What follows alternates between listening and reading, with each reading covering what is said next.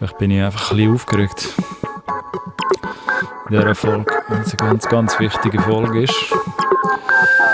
Ja, willkommen zurück. Es klingt so doof irgendwie. Zu einer neuen Folge vom Collab-Podcast. Dein Favorite Musik-Talk und Musik-Business-Talk. Da exklusiv auf Plattform rein tun. Das Intro muss ich noch ein bisschen überlegen, wie ich das dann in Zukunft machen werde. Aber schön, dass ihr eingeschaltet habt, da bei dieser neuen Folge oder Episode vom Collab-Podcast.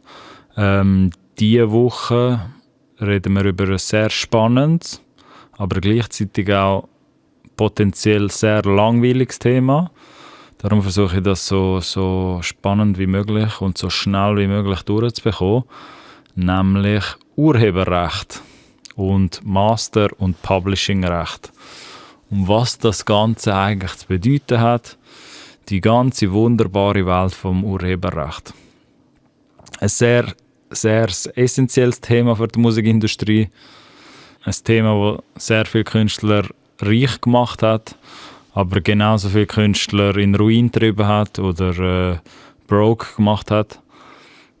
Die Folge soll sich ein bisschen so der Basic widmen, was eigentlich das mit dem Urheberrecht in der Schweiz auf sich hat, was Masterrecht ist, was Publishingrecht ist, was eigentlich ein Verleger macht oder was der Unterschied ist jetzt zwischen jemandem, der sich ums Masterrecht kümmert und einem Verleger, der dann Publishing macht.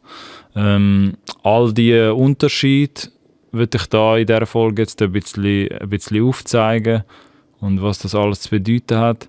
Das soll aber jetzt auch nicht ein stumpfes Ablesen sein von irgendwelchen Anwaltsklauseln da. Als Disclaimer, ich habe nicht Musikrecht studiert. Ich habe sehr viel dazu gelesen in der Vergangenheit und werde deshalb auch in der Video-Description viele gute Referenzen, Buchreferenzen angeben, wo ich dann am Schluss von dieser Sendung auch nochmal schnell ein bisschen anspreche, was das dann genau für Bücher sind und wie welchen Feldern sie helfen können. Also wenn ihr dort euch das Thema auch reinlesen wollt, empfehle ich auch ganz fest, dass ihr dort auch die offizielle Lektüre von unter anderem Anwalt, Entertainment-Anwalt und Musikanwalt in dieser Welt nachlesen, weil das ein sehr wichtiges Thema ist. Da muss man auch nicht extra 8 Jahre studiert haben, Recht studiert haben, um das zu verstehen. Es ist aber trotzdem ein sehr grosses Plus, finde ich, für jeden Künstler oder irgendjemand, der Content Creator ist da draussen. Und halt auch spätestens, wenn es um Verhandlungen geht mit Labels oder Verleger, also Publisher oder anderen Vertragspartner, wird es dann irgendwann sehr schnell zu dem Thema kommen, was dann mit diesen Urheberrecht bzw. mit diesen Nutzungsrecht passiert von diesen Songs und was das dann alles ist und ein kleiner Breakdown, was es dann alles für Facetten gibt in diesem wunderschönen Thema und sehr spannenden Thema. Werde ich euch in der nächsten Stunde so ein bisschen versuchen aufzuzeigen. Am Schluss von dieser Sendung wird es dann ebenfalls nebst den Buchreferenzen auch noch ein paar Real-Life-Cases geben, also so ein paar echte Szenarien, die auch tatsächlich passiert sind, mit Sample-Recht, aber auch so Publishing-Cases, also wenn es um den Verlag gegangen ist, wo das Ganze auch ein bisschen in Kontext stellen und auch ein bisschen eine echte Seite zeigen, wie das dann in der Praxis laufen kann. Das soll, wie gesagt, nicht zwingend eine vollumfängliche Sendung sein, was es alles gibt in Sachen Musikrecht. Für das gibt es hunderte von Büchern, wo das alles sehr viel besser erklären können beziehungsweise sehr viel besser aufzeigen können, als ich das vielleicht je machen könnte. Aber trotzdem soll das ein bisschen die Basics coveren heute, die wir haben. Und was es dann so alles zu dem Thema jetzt gibt. Die Sendung werdet ihr dann auch noch in den Timecodes sehen. Ist in gewisse Subkategorien unterteilt. Da könnt ihr, wenn euch ein spezifisches Thema interessiert, auch auch zu dem jeweiligen Timecode springen. Und sonst, ja, würden wir mal in das Thema starten, würde ich sagen. Was gibt es als erstes zu sagen? Beziehungsweise, wo würde ich jetzt anfangen? Am besten vielleicht beim Urheberrecht. Also wichtig zu verstehen, wie ein Urheberrecht in der Schweiz gemäss Schweizer Recht entsteht. Ohne da jetzt wirklich total ins Detail zu gehen, reicht es für den Schweizer Künstler zu wissen, dass ein Werk, sobald, also deine geistige Schöpfung, so nennt man das eigentlich in der Musikrecht-Szene, sage ich mal, wenn man dort von einer Szene reden kann, dass deine geistige Schöpfung oder dein Werk, das du hast, bereits urheberrechtlich geschützt ist, nachdem es entstanden ist. Das heisst, auch wenn du jetzt unter der Dusche irgendeine Melodie summst, dann ist die bereits in der Entstehung, also während du die am Summen bist und die Idee sich manifestiert und, Achtung, Stichwort, einen eigenständigen Charakter hat, ist das Werk oder das, was du dort dahin summst, ist bereits urheberrechtlich geschützt. Das braucht also nicht einen theoretisch gesehen offiziellen Release oder eine Hinterlegung bei der Suiza. Da kommen wir noch später noch dazu, was es mit der Suiza auf sich hat. Aber es ist vor allem wichtig, dass man versteht, wenn du jetzt einen eigenen Text performst oder irgendetwas erschaffen hast mit eigenständigem Charakter, individuellem Charakter, ist das bereits bei der Entstehung urheberrechtlich geschützt. In Rechtsproblemen kann es natürlich trotzdem helfen, wenn das mit einer Veröffentlichung oder mit einer Hinterlegung irgendwo bei der Suiza oder so gemacht hast, kann das natürlich helfen, dass das ein bisschen einfacher aufgedeckt werden kann, anstatt dass man sich jetzt darüber streiten muss, wer als erstes auf die gesummte Idee gekommen ist oder ob jetzt während dem Duschen das Fenster offen gelassen hast und dann jemand von außen das mitbekommen hat und einen Hit mit dem nachher produziert hat, mit der supergeilen Melodie, die du dort gesummt hast während dem Duschen. Um mal das Beispiel fertig zu machen. Aber darum geht es ja in dem ganzen Urheberrechtsding, dass man über so Sachen auch Bescheid weiss. Jetzt nicht zwingend unter der Dusche vielleicht, aber wenn man auch im Studio wäre, mit gewissen Künstlern und eigentlich so ein bisschen nicht ganz nachvollziehen kann, ja gut, wie entsteht jetzt eigentlich das Urheberrecht so. Also es muss nicht irgendwo hinterlegt sein, das braucht auch nicht irgendwie einen Ordner irgendwo oder eine physische CD-Kopie oder eine Presse von dem, sondern es entsteht schon bei der Entstehung.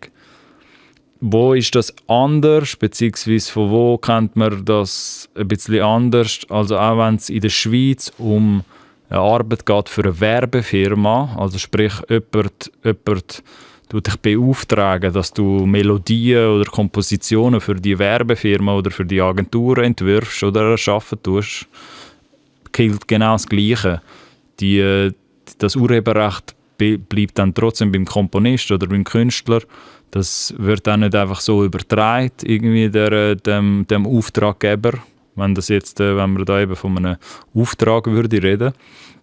Einzig in Amerika ist es ein bisschen anders, wenn es um das geht. Dort gibt es nämlich so etwas wie einen Work-for-Hire-Auftrag, nennt man den, dass du tatsächlich als Firma, als irgendein Konzern oder irgendeine Firma, wo jetzt irgendjemand würde beauftragen, Musik zu komponieren für einen Spot, dass du dort mit so einem Work-for-Hire-Agreement tatsächlich als Urheberrecht und die ganze geistige Schöpfung dahinter 1:1 übertragen kannst auf die Firma. Und somit die Firma nachher das Urheberrecht für den Work-for-Hire-Auftrag oder für die Musikkomposition, die entstanden ist, oder den Song, dass die Firma das dann vollumfänglich übernimmt. Das Urheberrecht übertragen, das geht in der Schweiz nicht, so ein Beispiel. Man kann Nutzungsrecht übertragen, auch exklusiv oder nicht exklusiv. Also man kann einer Firma oder da kommen wir dann später dazu, wenn es um Labels geht, oder anderen Parteien kann man Nutzungsrecht zu seinem Urheberrecht verleihen oder übertragen, aber man kann nicht das Urheberrecht, das einem selber gehört, zu dieser geistigen Schöpfung, das kann man nicht 1:1 übertragen. Das ist ganz wichtig zu verstehen. So Verträge verheben auch nicht, selbst wenn jetzt das passieren würde, da gibt es dann auch noch ganz lustige Klauseln dann oder so im Schweizer Recht, wo das verbietet, beziehungsweise das wird auch nicht funktionieren, selbst wenn du in einen Vertrag würdest tun, dass das Urheberrecht vollumfänglich übertragen wird, verhebt das vor einem Gericht auch nicht. So. Nutzungsrecht, also so müssen sich jetzt Künstler auch nicht Sorgen machen, dass da irgendjemand kommt und da einfach das Urheberrecht von irgendjemandem mit einer Unterschrift bekommt. Nutzungsrecht allerdings, Achtung, also Nutzungsrecht zu diesen Werken, die entstehen. Also Nutzungsrecht kann man so ganz einfach darunter verstehen, dass du halt ein Werk hast oder irgendeine Musikkomposition oder einen Song und die Nutzung oder die Verwertung von dem Song in irgendeiner Form, das Recht wiederum kann man schon vergeben oder auch einer anderen Partei übertragen. Genau. Und das Urheberrecht abschliessend oder die gesummte Melodie, wenn wir das am Beispiel von der Dusche am Morgen irgendwie nochmal nachgeht, das Urheberrecht ist gültig bis 70 Jahre nach dem Tod. Also ist geschützt, das Urheberrecht von dem Werk bis 70 Jahre nach dem Tod und ist auch vererbbar. Sprich, wenn man vorher würde von der Welt gehen, dann würde das auf die Kinder von dieser Person oder auf die Familie von dieser Person übertragen, beziehungsweise würden die das vererben. Wo wird es tricky oder wo ist es ein bisschen schwieriger zum Nachvollziehen? Also bei Coverversionen vor allem ist es technisch gesehen 1:1 imitiert, beziehungsweise es wird nachgespielt. Und als Cover-Artist hast du in so einem Fall kein Urheberrecht, das entsteht auf das Cover, das du gemacht hast, weil das 1:1 eine Wiederholung ist und nachgespielt wird. In einer Grauzone befindet sich jetzt, wenn es halt eine Bearbeitung ist und nicht ein 1:1 Nachspielen oder eine Imitation. Wenn es eine Bearbeitung ist, mit einem individuellen Charakter wiederum, bei Remixes ist das zum Beispiel der Fall, da kommen wir später noch ein bisschen dazu. Wenn eine Bearbeitung stattfindet von dir oder von einem Produzenten und die Bearbeitung hat weist einen individuellen Charakter auf, dann kann das neue Werk, das daraus entsteht, kann wiederum urheberrechtlichen Schutz geniessen. Also neues Urheberrecht entsteht dann durch die Bearbeitung von dem Werk. Und das kann auch in Anspruch genommen werden. Eben bei Covers, aber wenn jetzt irgendetwas bearbeitet wird, kann es aber immer noch so sein. Darum ist es ein bisschen eine Grauzone. Es kann halt immer noch sein, dass der Verleger, also der Publisher von dem Text oder von der Komposition, wo du da Cover tust, dass die können kommen und können sagen, hey, wir haben gesehen, du hast da ein paar Noten abgeändert und hast eine Bearbeitung gemacht. Wir müssen da jetzt noch unseren Senf dazugeben. Weil wenn es ein 1:1 Cover ist, dann ist das nicht so ein Problem im Musikrecht. Sobald dann gewisse Noten oder Melodien innerhalb von dieser Komposition geändert werden und eine Bearbeitung stattfindet, kann eigentlich der Originalurheber, also dem, was das ursprüngliche Urheberrecht von dieser Komposition oder von dem Text gehört, kann halt Einwände haben gegen das oder kann auch etwas dagegen haben und müsste das bestätigen. Oder der Verleger, also der Publisher, wem das Stück gehört. Bei Parodien und bei Memes ist es auch ein bisschen speziell oder könnte es auch sehr kompliziert werden in gewissen Situationen. Das Schweizer Recht gibt Parodiefreiheit vor. Das heisst, gewisse Songs können parodiert werden, also das heisst gewisse Songs, alle Songs können parodiert werden, wenn es als Kritik oder humorvolle Abwandlung gilt. Das ist vor allem relevant, wenn es jetzt so darum geht, die Zeiten von YouTube und all diesen Memes, die da entstehen, irgendwie es kann so etwas sein wie jetzt da der Crab Rave Song vom Monster Cat Label und auch sehr ein bekanntes Meme für all die Leute, die ein bisschen mehr Stunden auf YouTube verbringen. Das Ladies and Gentlemen, we got them. So, das ist jetzt vielleicht ein zu fester YouTube-Insider, aber dort einfach mal googlen, we got them. Also wir haben sie geschnappt, so übersetzt. Da gibt es auch einen ganz bekannten Song, der halt für Memes und allerlei verwendet worden ist. Und genau wenn es dann um so Parodien geht oder Veränderungen, Abwandlungen mit einer Parodie oder mit einer humorvollen Intention dahinter, werden gewisse Sachen stattgeben und müssen auch nicht approved werden. Bei gewissen anderen Sachen wiederum entsteht dann aber vielleicht eine Bearbeitung so, und dann kann es trotzdem sein, dass der Originalurheber von dem Werk irgendwelche Sachen können approven, beziehungsweise die Memes oder so auch können sperren lassen, wenn sie das möchten. Oder dem, wo das Verlagsrecht gehört von diesen Songs. Bei Remixes als letzter Punkt, die gelten als Bearbeitung und haben einen individuellen Charakter. Sprich, der Remixer hätte Anspruch auf ein Urheberrecht, auf das neue Werk, das entsteht, also der Remix, auf die neue Bearbeitung. Wo es ein bisschen kompliziert wird, ist, wenn jetzt gewisse Parts übernommen worden sind oder verändert worden sind, wo ein Verleger im Spiel ist, also oder auch ein Label. Also es kommt ein bisschen davon an, wie man es remixen tut. Da kommen wir später auch noch ein bisschen ins Detail. Es kann natürlich einfach sein, wenn man jetzt den Text übernimmt und die Komposition auch abändert, aber gewisse Teile von der Komposition noch drin sind vom Original, dass dann wiederum auch der Verleger oder dem, was das Masterrecht gehört, wenn man samplen würde, so, aber das ist wie Remixes nicht vielmal der Fall. So. Also meistens wird dann die Originalkomposition oder der Text auf gewisse Art übernommen oder gewisse Teile werden übernommen, gewisse andere Teile werden bearbeitet oder verändert. Und dann ist meistens der Publisher im Spiel, also der Verleger auf Deutsch, wo der Originaltext und also wo im Besitz vom Originaltext und von der Originalkomposition ist, wo man jetzt als Remixer würde verändern.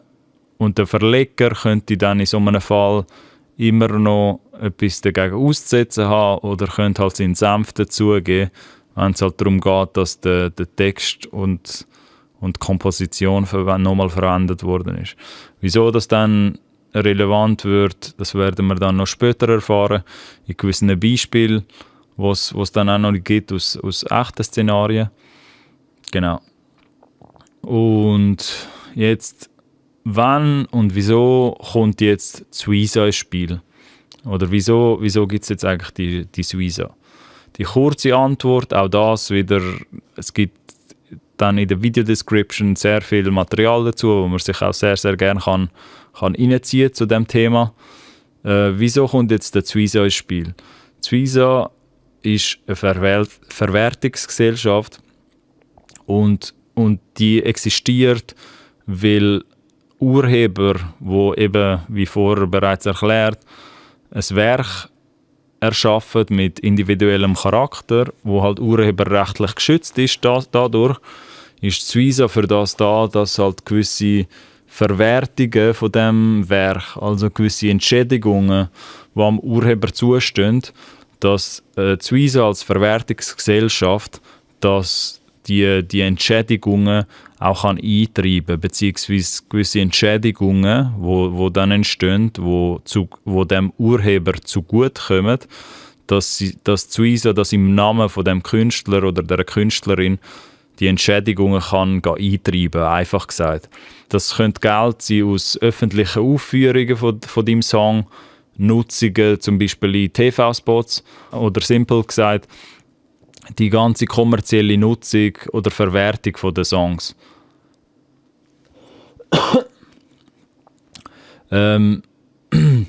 Diesen Forderungen und Nutzungserteilungen nachzugehen, sprich mit den Radios, Veranstaltern und irgendjemandem, der halt mit deiner Musik in Berührung kommt, denen selber nachzugehen, wäre halt auch rein organisatorisch als Künstler könntest du das gar nicht stemmen. Auch von der Administration her oder von der Organisation wäre das ein Albtraum. Darum bietet auch Suiza so einen Wahrnehmungsvertrag an, dass halt Suiza dann, sobald halt so ein Vertrag abgeschlossen ist mit denen, im Namen von dem Urheber Lizenzen, also für die Werke, wo halt der Urheber hat oder wo existieren, kann Suiza dann Lizenzen an Dritte vergeben und dementsprechend die Entschädigungen, wo dadurch entstehen, wo am Urheber zugutekommen, kann dann Suiza im Namen vom Künstler wahrnehmen bzw. einfordern. Das heisst nicht, dass Suiza alles mit deinen Songs machen kann, was sie wollen. Sie vertreten wieso deine Interessen und schauen für den Künstler, dass diesen Forderungen nachgegangen werden, eben wenn es dann zu einer öffentlichen Aufführung kommt und die wird mit einem grossen Medienpartner irgendwie übertragen oder die wird halt ausgestrahlt irgendwo im Fernsehen, dass die Entschädigungen oder die Nutzung von der Musik, wo dort passiert, dass die Entschädigungen, die dadurch entstehen, von der Suiza wieso eingefordert werden, weil Suiza halt einfach gesagt Connections hat zu all diesen Partnern und Drittparteien, die da im Spiel sind und diesen Forderungen auch kann nachgehen im Namen für den Künstler. Darum ist auch so ein Wahrnehmungsvertrag da, dass halt die Urheberrechtsentschädigungen dass die Urheberrechtsentschädigungen auch eingefordert werden im Namen für den Künstler. Also ihr seht, Suiza ist nichts Böses. Wenn überhaupt, dann stehen sie für die wahren Interessen des Künstlers am ehesten zur Verfügung. Darum sind dort nicht naiv, könnt euch informieren, was Suiza genau macht und was es dort für Möglichkeiten gibt, weil sie auch bei Rechtsproblemen und gewissen Fragestellungen, die dort zu Musikrecht generell kann entstehen oder wie Verlagsrecht genau funktioniert oder was es mit Masterrecht auf sich hat, natürlich auch helfen. Also Suiza, einfach ausgedrückt, hat Deals, hat Vereinbarungen mit all diesen Medien, Radios und Veranstaltern, aber auch anderen Komponisten und Verleger dort durch, national sowie international mit anderen Verwertungsgesellschaften und kann dadurch, wenn jetzt ein Radio oder ein DJ, ein Moderator deinen Song halt spielt bei dem Radio XYZ, können sie halt durch die Vereinbarung, die sie sowieso schon mit dem Radio haben, können sie auch, würden sie Bescheid bekommen, wenn so ein Radioplay würde passieren und weil halt durch die Nutzung von dieser Musik halt Geld entsteht, wo am Urheber zusteht, kann halt Suiza durch die Vereinbarung, die sie halt mit dem Radio hat oder mit dem Medienpartner generell, können sie das Geld einfordern. Allein schon das Beispiel mit einem Radiopartner wird administrativ, wenn das jetzt als Künstler selber würde machen, irgendwann einmal ein viel zu grosses Chaos entstehen, weil man dann mit allen Künstlern individuell müsste reden und Suiza das wie so ein bisschen für einen übernimmt. Also nicht nur für einen Künstler, sondern für ganz, ganz viele Künstler national in der Schweiz. Das heisst aber nicht, dass Suiza für die gesamte Verwertung von von deiner Musik sich kümmern. Gewisse Nutzungsrechte zu deinen Werken kannst du auch an einem Verleger oder an einem Label, also bei einem Label wäre es Masterrecht und bei einem Verleger wäre es die Komposition und der Text, kannst du gewisse Nutzungsrechte zu dem Werk auch diesen beiden Parteien übergeben, dass sie die Verwertung für das machen. Das hat dann wiederum nichts mit der Suiza zu tun, aber das hat irgendwo dann auch wiederum einen Draht zu der Suiza. Vor allem, wenn es dann ums Verlagsrecht geht, hat dann Suiza auch immer noch auf nationaler Ebene ein paar Sachen, wo sie für dich auch klären können. Bevor wir jetzt den Unterschied aufzeigen zwischen dem Masterrecht und dem Publishingrecht, soll man noch an dieser Stelle schnell erwähnen, dass es auch noch die Swiss Perform gibt. Das ist eine weitere Verwertungsgesellschaft, die sich um die Leistungsschutzrechte und Neighboring Rights kümmert. Wenn man das schon vielleicht irgendwann mal gehört hat, Neighboring Rights oder international ist das eher so ein bisschen Begriff. Es ist auch ein wichtiges Thema für jeden Künstler, aber das wird so ein bisschen jetzt den Rahmen sprengen von der Episode. Darum auch dort dazu findest du in der Description noch ganz viele Infos und auch Bücherreferenzen, was man dort alles machen kann oder für was jetzt der Swiss Perform genau zuständig ist. Das wird eben die Spannung von dem Podcast ein bisschen in den Abgrund stürzen, darum gehen wir da jetzt nicht weiter drauf ein. Genau. Der grundlegende Unterschied zwischen Masterrecht und Verlagsrecht, also Publishing. Wenn es jetzt um die Verwertung geht von deinen Songs oder von deinem Song, dann wird das in zwei Gebiete aufgeteilt sozusagen. Zum einen ist das Masterrecht und zum anderen ist das Verlagsrecht oder das Publishingrecht, wie man das im Englischen sagt. Das eine, das Masterrecht, kümmert sich um die kommerzielle Verwertung vom eigentlichen Masterfile, also vom Release, von der Veröffentlichung vom Song. Und das Publishingrecht, also das Verlagsrecht, kümmert sich wiederum um die Komposition und vom Text von dem Song, wo released worden ist. Also man kann es, darum wird es jetzt auch an dieser Sache spannend, weil das von Situation zu Situation verschieden kann sein. Und am besten machen wir das jetzt auch an einem Beispiel von einem Song-Release, was das Ganze auf sich hat. Gehen wir mal in die Zukunft und gehen wir davon aus, dass du einen Song, dass man jetzt Künstler ist, dass man einen Song bei einem Musiklabel unter Vertrag hat, Song X, so, das machen wir jetzt nur mit Anzahl mit einem Song einmal. Und die Komposition und der Text zu dem Song, zu dem gleichen Song, hat man bei einem Publisher, also bei einem Verlag, unter Vertrag. Das heisst, das Label kümmert sich um die Verwertung vom Songmaster, also vom eigentlichen Masterfile von dem Song.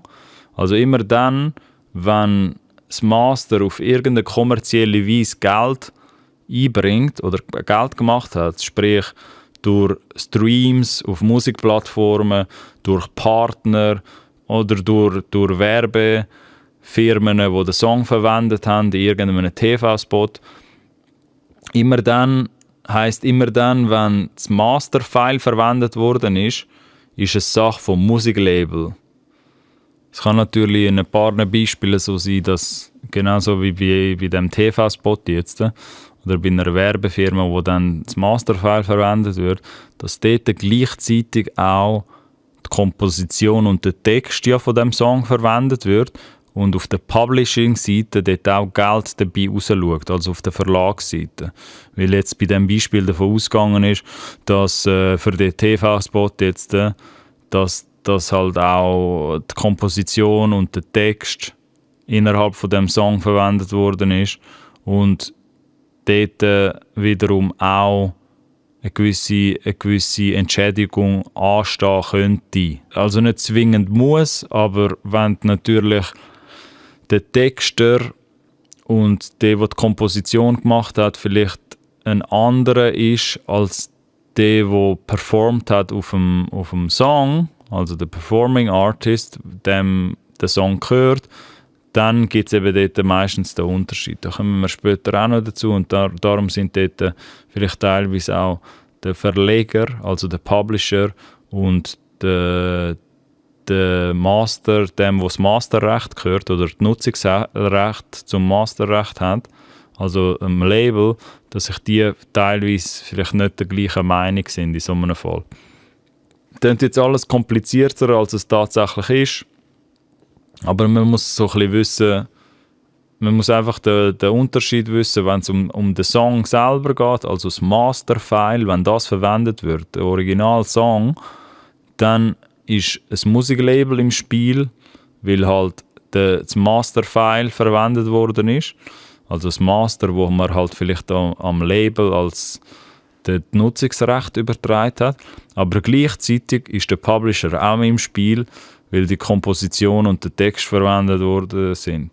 Wenn man jetzt ein Remixer ist oder irgendeine Werbefirma, wo jetzt nur die Komposition, wo jetzt irgendeinen alten Song von einer Rockband, irgendeinen Hit geil findet aus den 70er Jahren und jemand aber engagiert, um den Song nochmal neu aufzunehmen, beziehungsweise die Komposition und die Melodie wird übernommen, aber das wird dann einfach neu aufgenommen, dann tut sich nicht das Label einschalten, das Label, dem der Song gehört, sondern nur der Verleger von den Urheber vom Originalsong, weil ja nur die Komposition und der Text verwendet worden ist. Das Beispiel, das ich jetzt hier erwähne, ist halt so ein bisschen gang und gäbe bei Werbekunden oder bei Werbefirmen.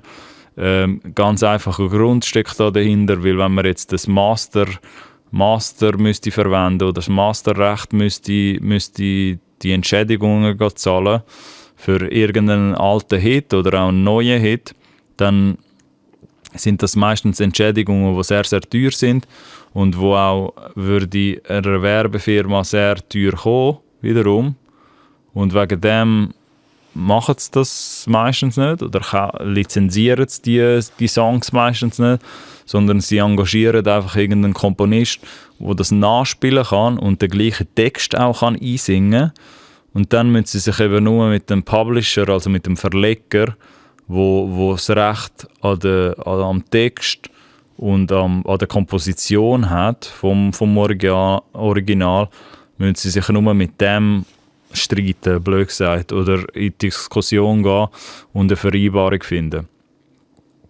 Das wäre jetzt das Beispiel, wenn das ein Werbekunde wäre. Aber ähnlich ist es auch bei einem Remixer. Ob der Remixer klein oder gross ist, kann vielleicht teilweise eine Rolle spielen, wie gross die Entschädigung ist, die man machen müsste, oder ob halt der Verleger nachher Ja oder Nein zu dem sagt.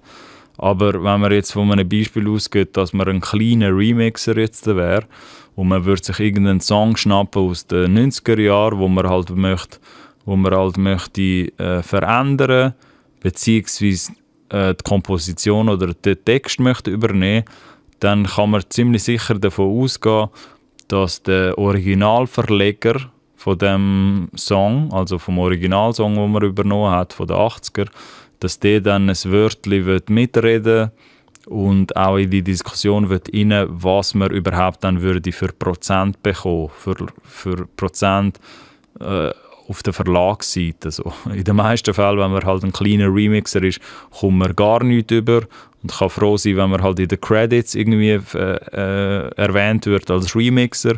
Das hat aber auch ein bisschen mit dem Status zu tun, mit dem eigenen Status und was man dort halt kann und was man dort halt zum Tisch bringen kann jetzt.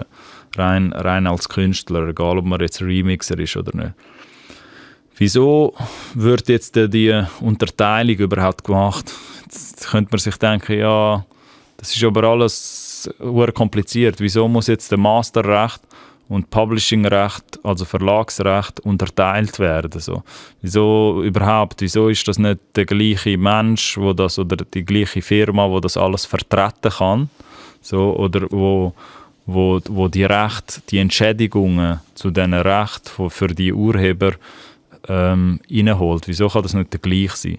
Aus dem einfachen Grund, dass der Performing Artist, also der Interpret, nicht zwingend auch der Autor oder der Komponist von dem gleichen Song muss sein. Also Beispiel, wenn der Ed Sheeran jetzt für Taylor Swift einen Song schreibt, dann bekommt er in dieser Rolle ziemlich sicher einen Prozentteil vom Publishing über, weil er den Song mitgeschrieben hat als Songwriter, aber nicht zwingend einen Prozentteil von der Royalty Shares, also von den Song-Einnahmen vom Masterrecht, weil er nicht der Performing Artist ist. Weil halt Taylor Swift als Performing Artist jetzt da auftaucht, hat vielleicht sie einfach mit dem Label eine Abmachung, wie viel von den Song-Einnahmen, also vom Masterrecht, sie bekommt. Und der Ed Sheeran, weil er aber den Song mitgeschrieben hat, kommt er auf der Verlagsseite, auf der Publishing-Seite als Songwriter, kommt er dort einen Prozentteil über. Das ist aber von Situation zu Situation verschieden. Es kann natürlich auch sein, weil der Ed Sheeran oder irgendein anderer Popkünstler so gross ist und so einen Status hat, dass man halt dann auch irgendwie 50-50 macht bei den Royalty-Einnahmen, also bei den Song-Einnahmen, die das Masterrecht dann betreffen. Aber was ziemlich sicher passieren wird, ist, wenn du halt ein Songwriter bist für einen anderen Interpret, also für einen anderen Performing Artist, dass du zumindest von der Verlagsseite, von der Publishing-Seite einen Teil von der Einnahmen siehst, wenn halt die Komposition oder der Text verwendet wird. So. Zu was es dann für Beispiele kann geben in so einem Fall, kommen wir dann vielleicht auch noch ein bisschen später dazu oder kann man dann auch noch gezielt bei Fragen von der Community darauf eingehen. Wichtig eben in diesem Kontext ist einfach zu wissen, dass es nebst den Suiza-Geldern auch potenziell Publishing-Gelder zustehen, sofern du jetzt als Autor oder Komponist einen Song für jemanden mitgeschrieben hast oder vielleicht auch ein Feature gewesen bist oder einen Gastpart aufgenommen hast bei einem anderen Künstler und die Strophe oder der Hook oder was auch immer dort passiert ist, selber geschrieben hast. In so einem Szenario ist es immer noch Sache von der Künstler selber oder von den Songwriter selber einen fairen Publishing-Anteil sich dort auszumachen oder sich gegenseitig zu verteilen. Bei Unklarheiten kann dort auch die Suiza zur Hilfe gezogen werden mit ihrem Aufteilungsschlüssel, wo es da auch weiterhelfen können. Solltest du jetzt als Künstler ein grosses Standing schon geniessen oder irgendwie etabliert sein und du hast einen Feature-Part abgemacht oder hast eine Kollaboration mit einem anderen Künstler, kann es natürlich auch sein, dass du das Standing oder den Status, den du hast, dafür ausnutzt, dass vielleicht dir auch Prozentteil oder einen Prozentsatz an den Song-Einnahmen verhandeln als der Gastkünstler, wo du bist, oder der Kollaborationspartner. Aber Achtung, der Anteil, der dort dann verhandelt wird, auf der Masterrechtsseite, das verhandelt man nicht mit der Suiza wiederum, sondern mit dem Musiklabel vom Künstler, mit dem du die Kollaboration hast, dann wiederum. Weil der Kollabo-Partner, den man halt dann hat, mit dem er das zusammen gemacht hat dann vielleicht ziemlich sicher irgendeinen Vertrag mit einem anderen Label, wo dann der Song vielleicht rauskommen wird. Und dann muss man das mit dem Label wiederum, oder muss der andere Künstler oder die andere Künstlerin muss das wiederum auch mit dem Label abmachen, dass dort ein gewisse Prozentsatz von den Song-Einnahmen vielleicht auch geteilt werden mit dem anderen Künstler oder mit dem Label vom anderen Künstler, wo ihn dann vertritt. So. Dort ist einfach wichtig zu verstehen, immer dann, wenn es um Royalty Shares geht, also Song-Einnahmen zum Masterrecht, dass dort sich dann automatisch das Musiklabel auch einschaltet und das eigentlich auch gar keine Diskussion ist mit der Suiza in so einem Fall. So, jetzt haben wir die Hälfte fast schon geschafft, oder ein bisschen mehr als die Hälfte. Es ist nicht mehr so viel. Ich hoffe, ihr mögt das noch und es macht alles irgendwo durch ein bisschen Sinn. Eines der Subthemen, die ich jetzt noch da möchte eingehen, ist dann wiederum die Aufgaben, also der Unterschied zwischen den Aufgaben von einem Label und dann von einem Verlagshaus in so einem Fall. Weil durch die Verteilung von diesen Nutzungsrechten bei einem Verlag und bei einem Label, das sind ja zwei verschiedene Verteilungen von Recht, da, wie wir jetzt gelernt haben, können sehr grundlegend verschiedene Aufgaben eigentlich entstehen. Das sind aber Aufgaben, die teilweise Überschneidungen haben und auch Synergien haben. Aber im Grunde genommen sind das zwei völlig verschiedene Interessen, die das Label kann haben oder auch ein Verlagshaus in so einem Fall dann. Weil das Musiklabel, ganz einfach gesagt, kümmert sich halt um die Verwertung, um die kommerzielle Verwertung vom Masterfile, vom Masterrecht. Das heisst, einfach halber, wenn man jetzt einem Beispiel nachgehen, dass man einen Deal hat mit einem Label und mit dem Label hat man abgemacht, dass das Label exklusiv die Nutzungsrechte zu den Masters, die man erschaffen hat, bekommt. Und für die exklusive Verwertung von dem Masterrecht, von dem einen Song, hat man abgemacht, dass man die Song-Einnahmen, also sämtliche Einnahmen, die entstehen mit der kommerziellen Verwertung von dem Song, dass man die 50-50 tut, also 50% kommt der Künstler über und 50% kommt dann das Label über, dass man die 50-50 teilt. Das ist jetzt eher ein Beispiel, so. Das ist jetzt nicht irgendwie ein realer Case. So. Das muss jetzt nicht heißen, dass das jetzt in irgendeiner Form der Standard ist, was heutzutage gibt. Ist es meistens dann nicht, einfach als Disclaimer da. Aber genau, man hat jetzt 50-50 das aufteilt, dass wenn irgendwann mal Song-Einnahmen entstehen für das Master, dass das dann so aufteilt wird. Was macht jetzt das Musiklabel? Das Musiklabel kümmert sich jetzt darum, dass die Auswertung, die kommerzielle Exploitation, wie man das nennt, also die Auswertung von dem Song, dass überhaupt Einnahmen entstehen, tut das Musiklabel so gut es geht, also so optimal es geht, verwerten. Also sprich, sie pushen das bei allen Streaming-Anbietern, sie reden mit den Medien über den Song oder pushen den Song an die Medien, dass er in der Bekanntheit steigt. Sie machen Marketingkampagnen zum Song und irgendwann, wenn der Song oder das Projekt Umsatz generiert, dann wird der Umsatz, wie wir im Beispiel jetzt hatten, 50-50 einfach aufteilt. Also wenn der Song jetzt dann in so einem Fall 10'000 Franken Umsatz generiert fürs Label, dann werden 5'000 Franken an den Künstler gehen und 5'000 Franken bleiben beim Label, weil man einen 50-50-Deal jetzt gemacht hat. Es sei denn, es sind dann noch gewisse Vorschüsse, die gedeckt werden beim Künstler auf der Künstlerseite oder gewisse andere Ausgaben, die man auch gegen verrechnen kann. Aber wenn jetzt irgendwelche Song-Einnahmen eigentlich entstanden sind, dann, oder die 10'000 Franken in so einem Fall, dann hätte man das einfach 5'000 Franken für den Künstler bekommen und 5'000 Franken wären beim Label gewesen.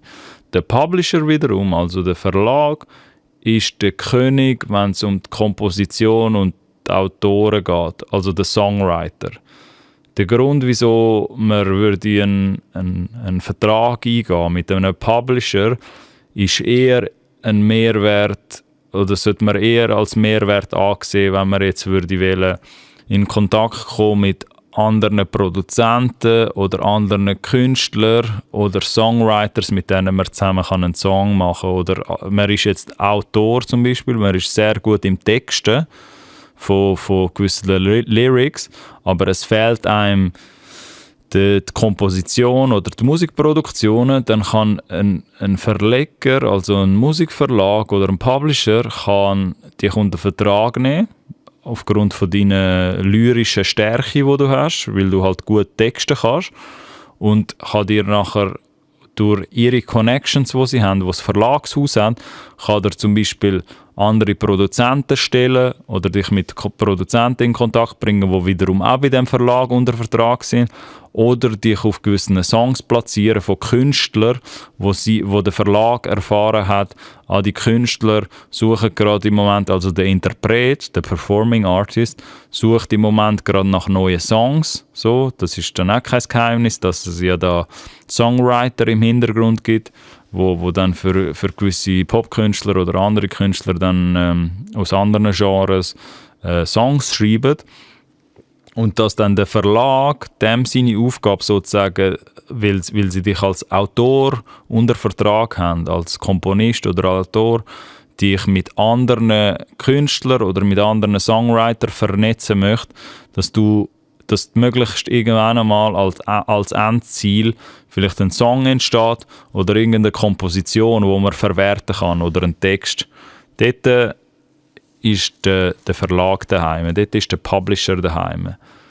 Der Publisher kann dich also als Songwriter oder als Autor, aber das ist so modern, der Songwriter eigentlich, kann dich in der Szene verknüpfen mit anderen Partnern, aber auch mit anderen Künstlern. Wenn man da so ein bisschen gehört hat als Beispiel, was dann so passieren kann oder wer da dahinter ist, hat man vielleicht gehört, dass es so internationale Songwriting-Camps gibt, wo dann 15 Gruppen aus der ganzen Welt irgendwie eingeflogen werden und das kann man sich dann vorstellen, es sind vielleicht dann so 2er- oder 3er-Grüppli von Songwritern, die da aus der ganzen Welt eingeflogen werden und die werden halt alle zusammen an irgendein Schloss gebracht in Südfrankreich, wo, ich weiß nicht mal, ob es dort jetzt Schlösser hat, so, aber einfach beispielhalber. Irgendwo in Frankreich gibt es dann ein Schloss, wo sich alle zusammenfinden und extra eingeflogen werden. Und dort tun sich nachher die Songwriting-Camps alle zusammen und der Auftrag vom Verleger, also vom Publisher, vom Verlagshaus, kann vielleicht sein, dass sie all die Songwriters dort zusammengetan haben, um einen neuen Song zu schreiben für Superstar-Popkünstler XYZ. So. Und meistens, oder in den meisten Fällen, sind dann halt so Songwriting-Camps vom Verlagshaus organisiert und koordiniert. Und das kann halt sein, dass gewisse, dass das kann halt sein, dass mehrere Verlagshäuser da zusammenarbeiten und halt irgendwo einen Ort abgemacht haben und ihre Songwriter oder ihre Produzenten und Texter, die sie haben, zusammen können kommen und dass die dann irgendwelche Songs produzieren oder neue Songs erschaffen, wo man dann wiederum als Verleger, als Verlagshaus, als Publisher an einem Label, dort kommt dann die Überschneidung, kommt dann die Synergie mit dem Musiklabel, dass nachher durch den Song, der entstanden ist in Frankreich, in dem Schloss, mit all diesen Songwritern, mit all diesen fleissigen Songwritern, dass die Songs oder der eine Song, der dort entstanden ist, der Verlag kann nehmen und dann tut er das vielleicht als Idee an einen Künstler bei einem Musiklabel verkaufen. Dann sieht vielleicht die Konversation so aus, dass das internationale Verlagshaus oder der Verlagspartner halt dann zu ihrer Connection geht auf der Musiklabel-Seite. Dort entsteht halt dann die Synergie oder ist halt vielleicht eine gewisse Verbindung da. Und die sagen dann am Musiklabel, hey, wir haben dann einen neuen Song gemacht mit unseren Songwriters. So, das ist alles noch in Demo-Form, das ist halt das Demo. Aber einer von euren Künstlern dann wiederum beim Musiklabel soll sich das doch bitte mal anhören und ob das nicht etwas für sie wäre. So. Und in den meisten Fällen oder in der modernen Art, wie man halt Songwriters vertreten tut, als Verlag, als Publisher, entstehen so die meisten Song-Placements, nennt man das dann. So, dass sich Songwriter dort zusammentun und vielleicht halt auch bei einem Verlag unterschrieben haben oder du als Autor selber bei einem Verlag unterschrieben hast. Und dann wiederum macht man mit dem Verlag ab, auch dort kann das gleich oder ähnlich sein wie bei einem Musiklabel, dass du halt einen Deal hast mit dem Verlagshaus und mit dem Verlagshaus machst du zum Beispiel ab, das kann von Situation zu Situation verschieden sein, aber mit dem Verlagshaus machst du im Grunde genommen ab, wir teilen jetzt das Publishing-Geld, so, wenn irgendein Song-Placement entsteht und vielleicht kommt man auch einen Vorschuss über als Autor, als Komponist, wenn man dort bei dem Verlag unter Vertrag kommt. So. Das kann gleich sein wie bei einem Musiklabel, dass man einen Vorschuss bekommt. Und weil man jetzt das Publishing-Geld oder das Publishing-Nutzungsrecht also das Verlagsrecht, das Nutzungsrecht zum Text und zu der Komposition, weil man das jetzt am Publisher übertragen hat, in den meisten Fällen ist das halt auch exklusiv mit einem Partner, dann ist es im Interesse von dem Publisher, von dem Verlag, dass der Publisher dich als Texter oder als Autor oder Komponist auf möglichst viele Songs oder an möglichst viele Partner deine Fähigkeiten, die du hast, möglichst Netzwerke tut für dich und connecten tut dort, weil ja durch die Connections, die nachher die Verlagshäuser wieder haben, verdient ja der Verlag auch etwas mit, weil er halt mit dir einen Vertrag hat. So. Und dort können halt so Sachen entstehen, dass halt vielleicht der Verlag nachher eine sehr gute Beziehung hat zu irgendwelchen Brands oder zu irgendwelchen Autoherstellern, die dann genau halt jemanden brauchen wiederum, wo etwas für sie eine Komposition macht, eine originelle Komposition oder einen Text oder halt einen Jingle, weißt, all die 15 Sekunden Einblender, wo man dann dort, oder irgend so ein Werbejingle, wo man dann machen muss.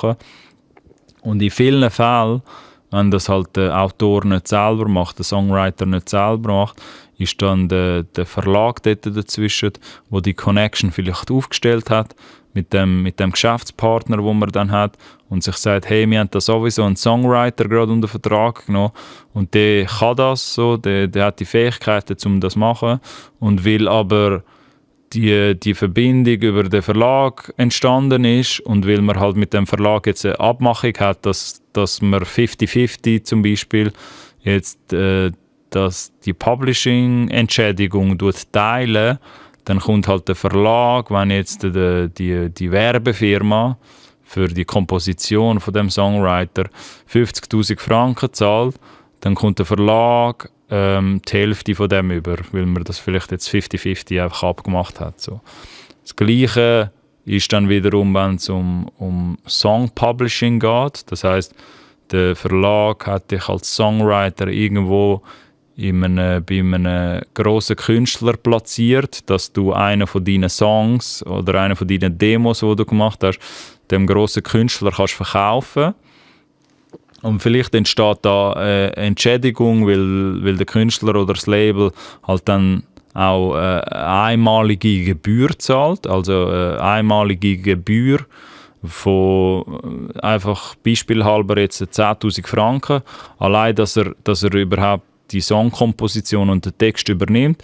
Und dann macht man halt vielleicht ab, dass wenn irgendwie weitere Einnahmen entstehen, zukünftig, wenn jemand die Komposition oder den Text verwendet, dass man halt dann x% bekommt. Das kann 1/3 sein, das kann die Hälfte sein, das kann 25% sein, je nach Situation. Dass man das dann auch mit dem Songwriter, der über den Verlag gekommen ist, dass man das dann als Künstler, als Interpret mit dem dann aufteilt. So. Und weil halt, wenn man jetzt von 50-50 ausgeht, dass jetzt der eine Songwriter über den Verlag hat einen Song platzieren bei einem Künstler und man hat jetzt mit dem Künstler abgemacht, weil man dort zusammen im Studio war und das zusammengeschrieben hat, den Text, hat man jetzt abgemacht, oder der Künstler hat jetzt noch irgendwie an deiner Demo hat er noch etwas geändert und hat ein bisschen eigenen Text noch einfließen lassen. Und jetzt hat man abgemacht, okay, das tut man jetzt einfach fair 50-50 aufteilen zwischen dem Künstler und dem anderen Songwriter. Wenn du jetzt natürlich aber als Songwriter bei dem Verlag unter Vertrag bist und mit dem Verlag auch eine Abmachung hast, dass du halt auch die Hälfte von deinen Einnahmen prozentual dem Verlag gibst, dann teilst du die 50%, die du für den Song bekommst, für das Publishing bekommst, musst du nachher noch mit deinem Verlag teilen. Ich hoffe, das macht dann Sinn, aber im Endeffekt hat man dann nur 25%. So, wenn man natürlich am Verlag auch noch mal die Hälfte schuldet, oder je nachdem, wie man den Deal gemacht hat, dann kann es dann sein, dass man halt 25% bekommt für das Publishing bei dem jeweiligen Song, den man platziert hat, und die anderen 25% kommt nachher der Verleger, der Publisher über.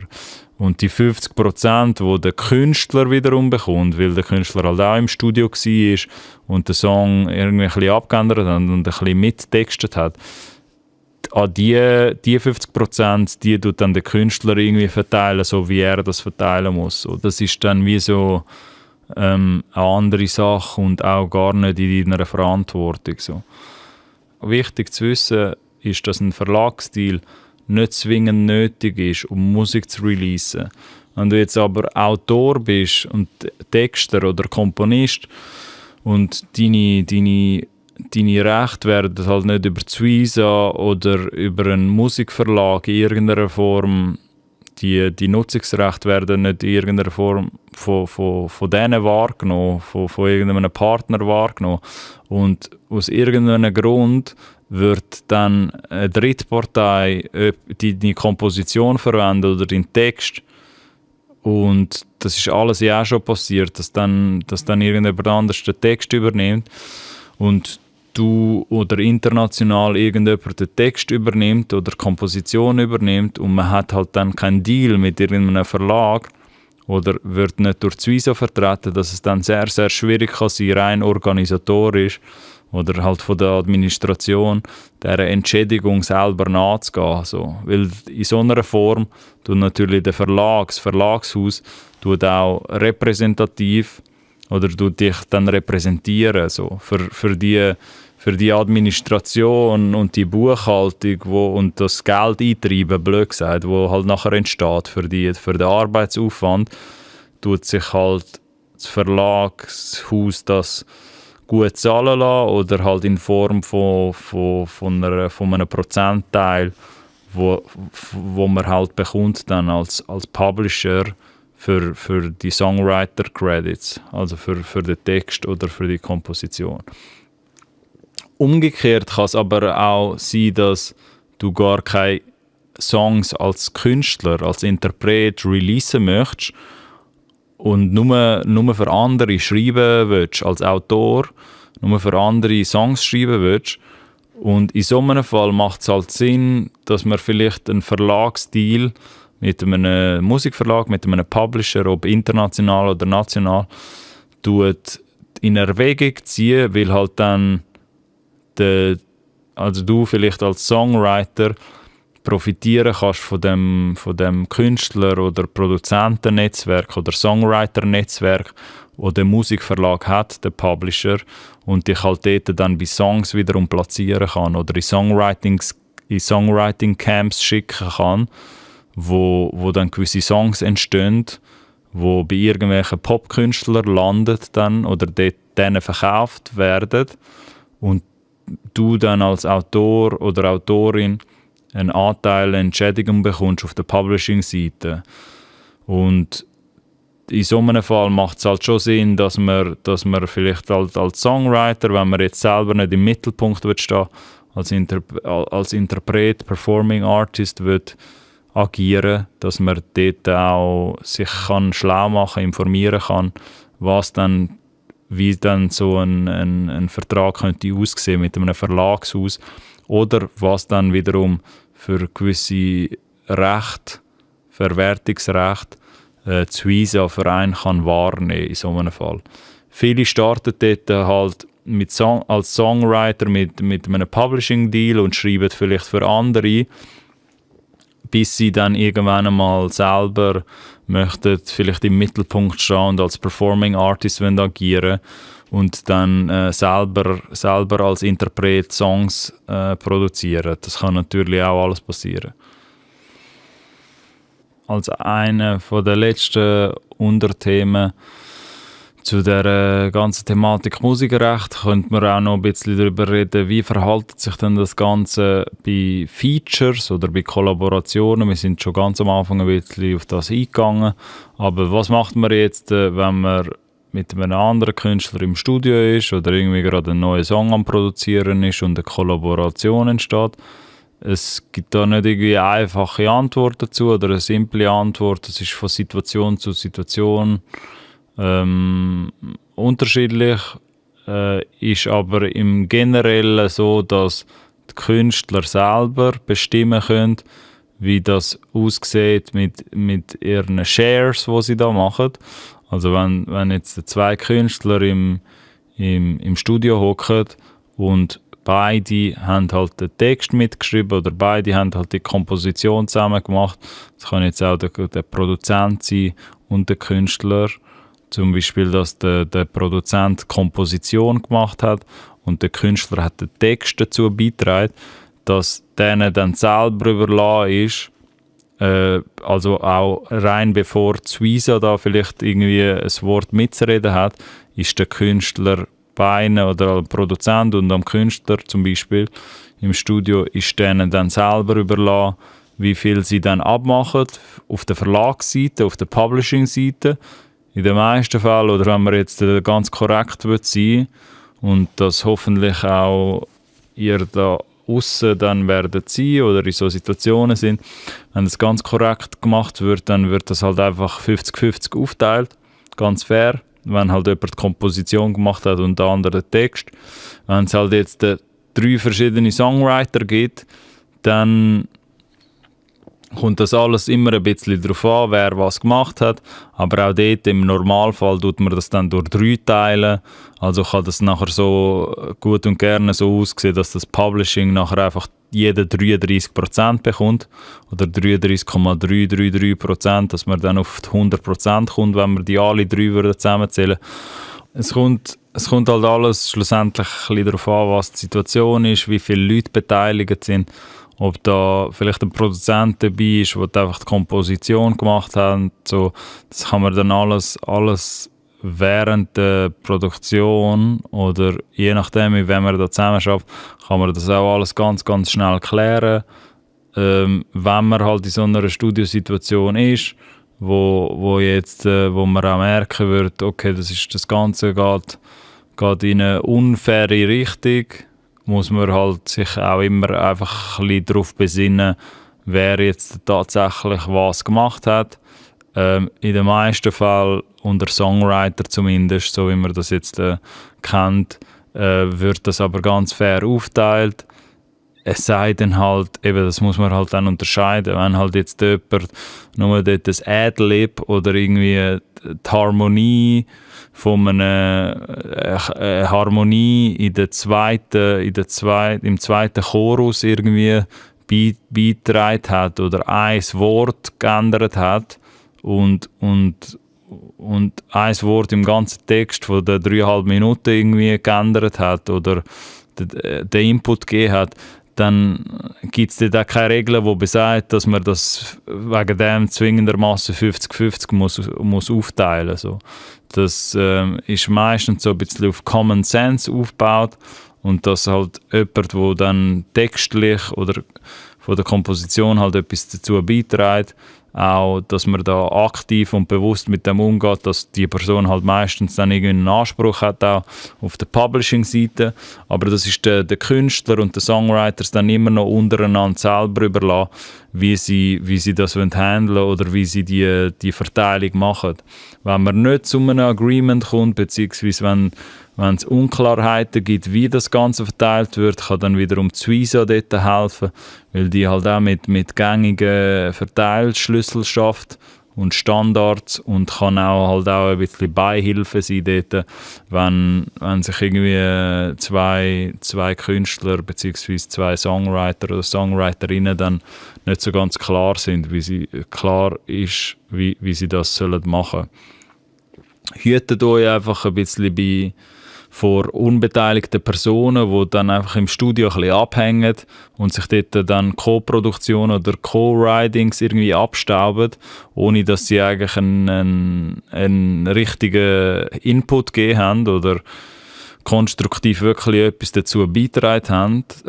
Das hat es nämlich schon alles gegeben. In so einem Fall halt immer in so einer Studio-Session bewusst mit dem umgehen, wer sitzt dann dort eigentlich, was sind das alles für Leute, dass man auch ein bisschen die Rollen versteht von den Leuten, die dort in diesen Studios hocken. Vor allem, wenn man neu ist bei einer Studio-Session und mit einem Künstler zusammenarbeitet oder Künstlerin, wo man vorher noch nicht zusammengearbeitet hat, und man kommt da vielleicht in eine Konstellation rein, wo mehrere Leute im Studio sind, kann man dann auch ungeniert oder gut und gerne einfach mal als der Songwriter oder die Songwriterin, die neu dazukommt, kann man dann auch einfach mal fragen, was sind die verschiedenen Rollen, die all die Leute da haben. Wieso genau sind da 6 Leute drin? Das hat es ja auch alles schon gegeben, dass dann irgendwie eine gewisse Gruppenmentalität dort passiert und dann sind plötzlich irgendwie vier Nasen dort im Studio, die dort gar nichts zu suchen haben. So. In so einem Fall immer den Vorab-Check machen und schnell sicherstellen, dass dort auch tatsächlich die Leute hocken, die man braucht, um den Song zu produzieren und um den Song zu machen. Man könnte ja auch so weit gehen, dass man sagt, alle anderen, die wirklich unbeteiligt sind und die nichts mit dem Songprozess in irgendeiner Form zu tun haben oder mit der Songproduktion oder dann helfen beim Schreiben, die müssten theoretisch gesehen oder technisch gesehen gar nicht erst im Studio sein, weil das im Nachhinein nur zu Problemen führen kann. Wenn dann plötzlich irgendjemand doch kommt und dort einen Teil beansprucht, den er eigentlich nicht beanspruchen sollte. Das hat es alles schon gegeben. Darum geht dort nicht naiv in so eine Studiosituation rein, wenn ihr merkt, dass sind jetzt mehrere Leute dort drin, mehrere Personen vertreten, dann einfach schnell abchecken, wer was macht und ob es all die Leute tatsächlich braucht, auch in dieser Studio-Session. Bei einem Feature-Part oder bei einer Artist-Kollaboration, wenn man dort halt dann auch nicht nur auf der auf der Publishing-Seite, sondern auch auf der Royalty-Seite, auf der Masterrecht-Seite aus irgendeinem Grund würde ich abmachen, dass man dort als Songwriter auch noch einen Teil von der Song-Einnahmen wird bekommen, dann sind das nicht Gespräche, die man dann mit der Suiza führt, weil die Suiza halt eher auf der Verlagsseite kann helfen, wenn dort keine Verlagshäuser im Spiel sind, sondern das sind dann Gespräche und Diskussionen, die man mit dem Musiklabel meistens führt, weil das Musiklabel halt die Exklusivnutzungsrechte hat zu den Songs meistens. Und die Song-Einnahmen mit Künstler und Label verteilt werden und eigentlich das nicht so viel mit der Suiza dann zu tun hat. Auch da gilt aber, wenn es um Royalty Shares geht, tun so Sachen immer im Vorfeld, bevor überhaupt eine Veröffentlichung von einer Single oder von einem Album, wo man jetzt partizipiert hat, wo man jetzt eine Kollaboration dort hat oder ein Feature, tun das immer im Vorfeld absprechen und dass das allen klar ist und dass es da auch schriftliche Vereinbarungen dazu hat, weil man hat das lieber dann im Vorfeld abgeklärt mit allen Parteien, bevor so eine Veröffentlichung passiert, als im Nachhinein, wo es dann sehr schwierig wird, gewisse Diskussionen nochmal aufzugreifen, wenn dann der Song plötzlich durch die Decke geht oder mit dem Song passiert etwas und es läuft plötzlich besser und der Erfolg ist da. Und dann gewisse Diskussionen mit Labels zu haben, von wegen, wie viel von diesen Song-Einnahmen mir zusteht, so würden sich die wenigsten auf so eine Diskussion dann einladen. Darum sind dort nicht naiv, machen so Sachen lieber vor einer Veröffentlichung.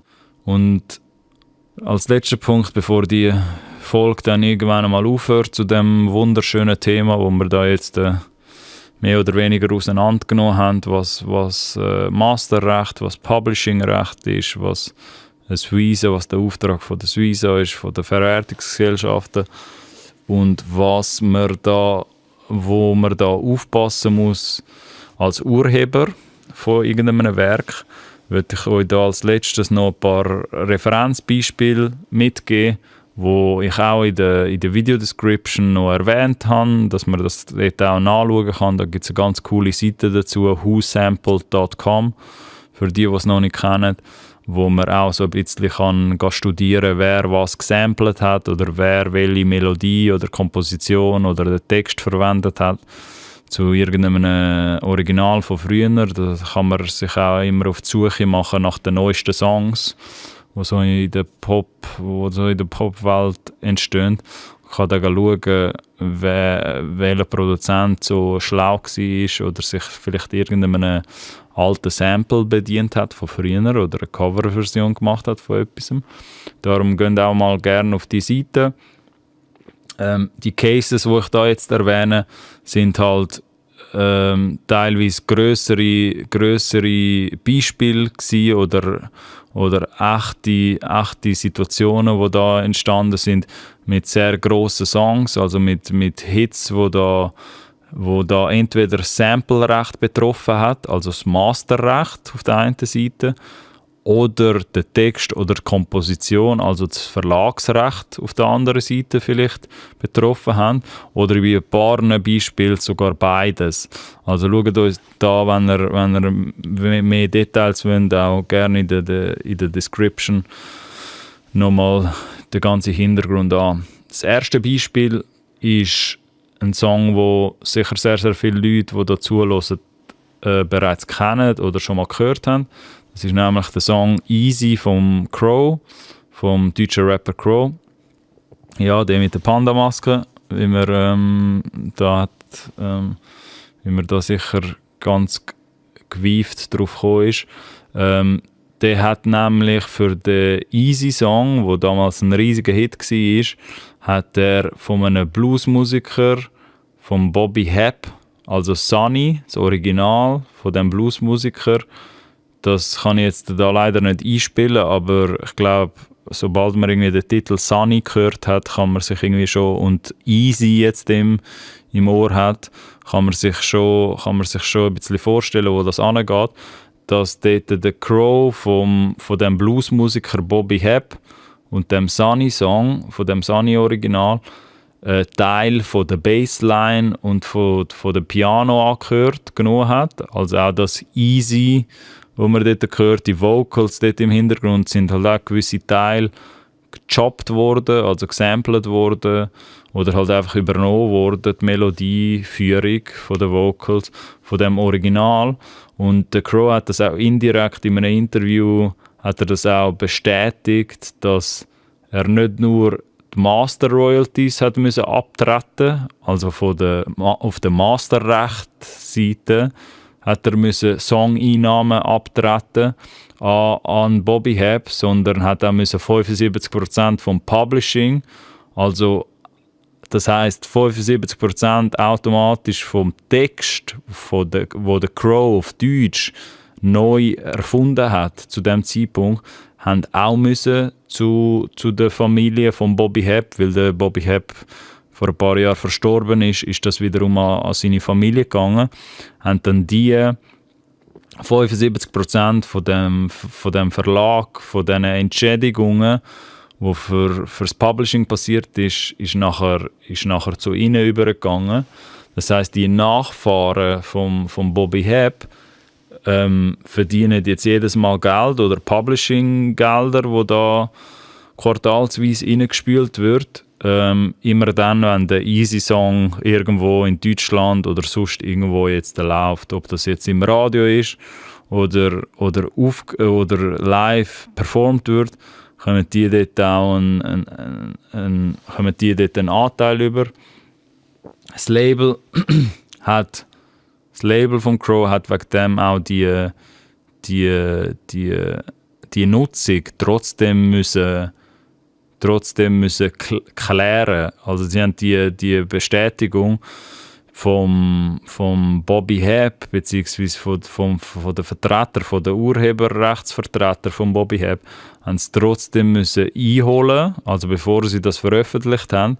Und wahrscheinlich hat sich dort auch die Familienangehörigen oder die sich ums Urheberrecht von dem Sunny-Track gekümmert haben sich halt gedacht, hey, selbst wenn da ein neues Werk daraus entsteht, also ein neuer Text von Crow, ist die Nutzung von dem Originalsong oder von der Melodie und von dem Sample, das dort verwendet worden ist, so ein grosser Bestandteil von dem neuen Track, der entstanden ist von Crow, der Easy Song, dass sie nicht nur beschlossen haben, da irgendwie einen 50-50-Deal zu machen, sondern sogar mehr, eben in so einem Fall 75% auch vom Text, also von der Verlagsseite sich dann genommen haben. So.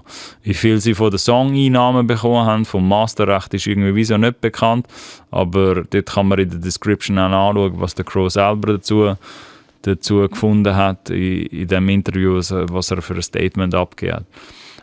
Was aber soll zeigen, nur weil man jetzt einen neuen Text auf einer bereits bestehenden Komposition oder auch nur ein Teil, das können auch nur 7-8 Sekunden sein, gewisse Teil nimmt von einer Komposition, muss das nicht bedeuten, dass man trotzdem 100% vom eigenen Text oder von dieser Abwandlung oder von dieser Bearbeitung, die man dann selber macht als neuer Künstler, dass man dann 100% von dem behalten tut auf der Publishing-Seite.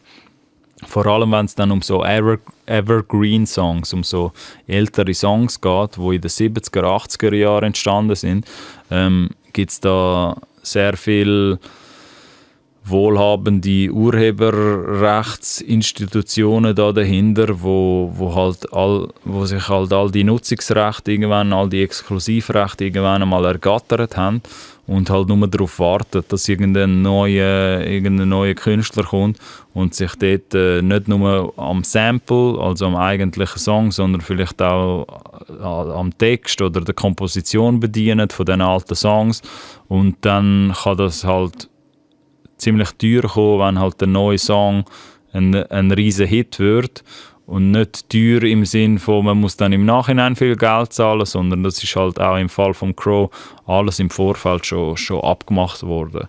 Weil ohne die Abmachung mit diesen Originalurhebern hätten sie den Easy-Song auch gar nicht releasen können, offiziell. Also mit Releasen meine ich halt dann auch kommerziell releasen, dass sie überhaupt Geld machen können mit dem Song. Das zweite Beispiel ist auch ganz spannend. Das betrifft auch einen Song, wo sicher alle gerade sofort werden wiedererkennen, oder alle, die so ein bisschen in den 90er, 2000er gross geworden sind. Das ist der Verve-Song Bittersweet Symphony. Ich hoffe, ich habe die Band jetzt richtig ausgesprochen. Aber das ist so eine alte Britpop-Band, wo damals, so viel mir ist, so ein bisschen in dem ganzen Oasis, ich hoffe, ich habe die Timeline richtig im Kopf, so in dem Britpop Schmuse-Sound-Songs gross geworden ist, so à la Oasis und all die anderen Briten, die damals irgendwie aufgekommen sind. Die Band hat nämlich mit dem Bittersweet Symphony einen riesigen Welthit gelandet. Und der Song wiederum, den werde ich dann auch verlinken in der Description. Spannend bei dem Song, oder das Problem eher bei dem Song, ist, dass er die Streicher, die man dort im Hintergrund hört, die String Parts, halt von einer alten Orchesteraufzeichnung stammt, vom 1965, wenn wir da genau sein wollen. Von einem Audiobook, das die Rolling Stones, also die Band Rolling Stones damals rausgegeben haben. Und das sind halt gewisse Rolling Stones Tracks gsi, wo in einer Orchesterversion neu aufgenommen worden sind. Und The Verve, also die Band hat sich dann diesen Orchesteraufnahmen bedient, hat das aber vorher abgemacht mit den Rolling Stones oder mit dem Team vom Rolling Stones und hat das auch geklärt gehabt. Das Problem ist nachher, oder es ist teuer geworden, in einem Rechtsstreit geendet, weil sie nach der Veröffentlichung gemerkt haben, dass gewisse Teile, die sie verwendet haben von der Streichersektion, doch nicht geklärt worden sind, und gewisse Parts sind geklärt worden von dieser neuen Komposition, die entstanden sind. aber gewisse Teilsektionen sind halt nicht mit dem Management, mit dem damaligen Management von der Rolling Stones irgendwie geklärt worden. Und zu dem Zeitpunkt, bevor das rausgekommen sind und sie das geklärt haben, haben sie einfach eine Abmachung gehabt, dass die Song-Einnahmen, die Royalties von diesen Masterrechten halt einfach 50-50 aufgeteilt wird zwischen den Rolling Stones damals und der Britpop-Band. Aber es hat dann nach dem Release ziemlich schnell einmal Zoff gegeben, eben wegen diesen neuen Sektionen, die da nicht geklärt worden sind.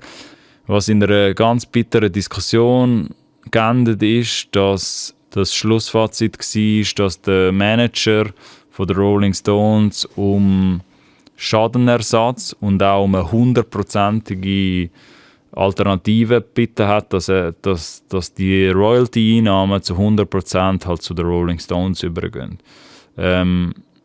Der Krux an dieser Sache war einfach, dass der Song zu dem Zeitpunkt, wo die Streitgespräche entstanden sind, schon lange ein Hit war und halt in ganz Europa schon ein Hit war und man das nicht mehr hat können stoppen.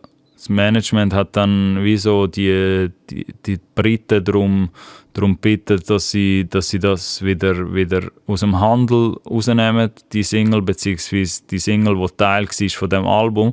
Und weil das einfach nicht mehr möglich war, hat man sich da außergerichtlich einigen.